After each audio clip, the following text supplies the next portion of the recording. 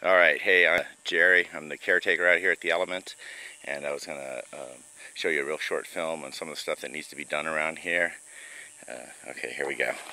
Okay, over here is the wellhead to the property. That's the community well, that's the world's best water. Anyway, there's a pipe that runs from that.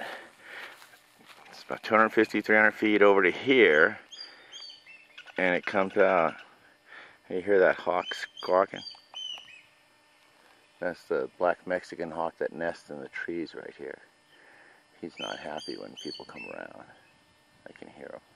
Anyway, so this pipe right here. Okay, the water goes 250 feet or 300 feet through the ground to this pipe, and then from here it dumps into your little canal right here, and it runs over, and it would normally fill your pond, which is right there, I believe. A little dark. There's no water in it right now because we have the main pump turned off because we're repairing the dams. I'll show you that in just a minute. But anyway, when I was talking about running water to the house, I was talking about running from this pipe straight across to the house, which is over here somewhere, right over there. And that would be the shortest route. But the issue with that is, and I was telling David, that you're running 250 feet through PVC, and then no matter what you run from here to there, it's kind of a shame to run this really nice pristine water out of this well through PVC pipe, which may affect the taste and the flavor of it, when we could just as easily, for an extra, I don't know, $100 worth of pipe or whatever, dig a trench from there straight to the house. I think that would be the best option. There's a special type of water pipe that we can get instead of PVC, and we can run pipe from here to over there in the house.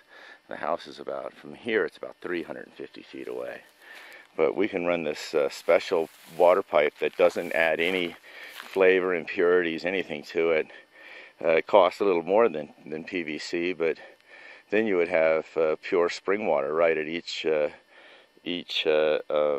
faucet, and unlimited, as long as this well was running. And this well, until I shut it off now to do the work, it's been running non-stop for 3 years that I know of. Okay, here's the cistern on the side of the house. I moved the cover back. This is the water supply for the house. Now you see, maybe you can see that thing hanging right there. I hung that there to mark the top of the water. Within 24 hours it had dropped down more than 5 feet to where it is now, and it's really hard to focus, but there's all sorts of crap floating down there. There's dead mice right there. That's a dead something. I think it's a big lizard or a toad or something. But this is the water supply for the house. This is the problem. It gets so low and so stinky that even running the shower smells bad. Here we are with the in the basement. This is the water heater. You can see it's still dripping water. I've turned water off to the water heater.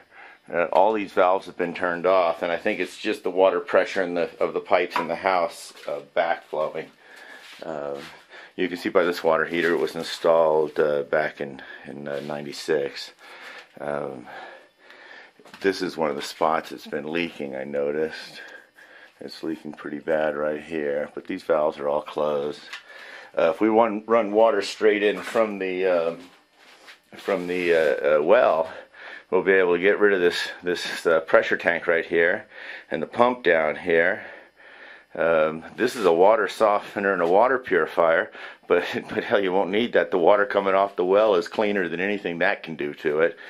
And why add salt to water if it's already the best water you could ever drink? Besides the water, there's a lot of issues, just maintenance issues. This patio here, it's just bare wood. It needs a coat of Thompson's Weather Seal or some sort of weather seal.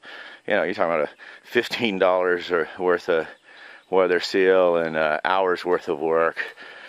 This post over here, it appears somebody hit this post with a car or something, And you can see there's a big crack from here down to here, and this is the corner post of your porch, and it's held together with baling wire.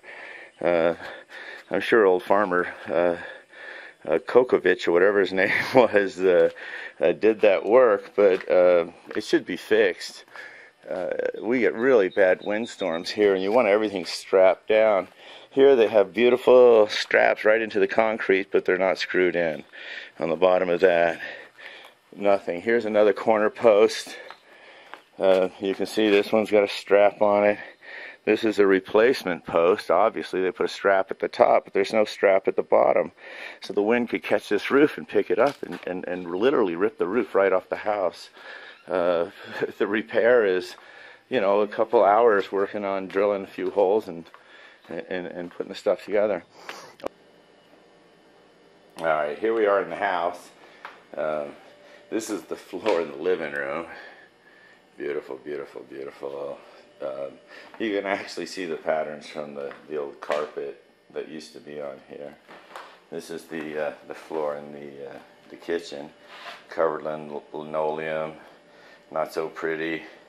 Underneath that linoleum, I don't know if you can see this, but it's exactly the same hardwood floor. So this might be something worth scraping this linoleum off, sanding the floor, and if nothing else, just putting a coat of depth on it like this floor over here has. Another big issue with the house, and it drives me crazy, is everything is fully exposed. I don't know if you can see that. Yeah, everything is fully exposed around here. I don't know. You can see all the electrical wires are uncovered. The electricity seems to run fine. They just need to have the fine covers to put on there. I mean, this is, you know, this is costs nothing really, you know, $1 or $2 a cover, and the time to do it. The color of this house, the kitchen is a little eccentric too. I know it drives David crazy, so I could always paint this place if you wanted. Just pick a color and let me know. You know, the house has no heating and no cooling, and the winter is not so bad. You know, this wood stove does a great job of heating up this room. The couches, all the chairs are recliners. You can actually sleep out here. Originally, the house was cooled with a swamp cooler, an evaporative cooler, some people call them. And it was mounted outside here. Right there, you can see the big square where it used to be mounted.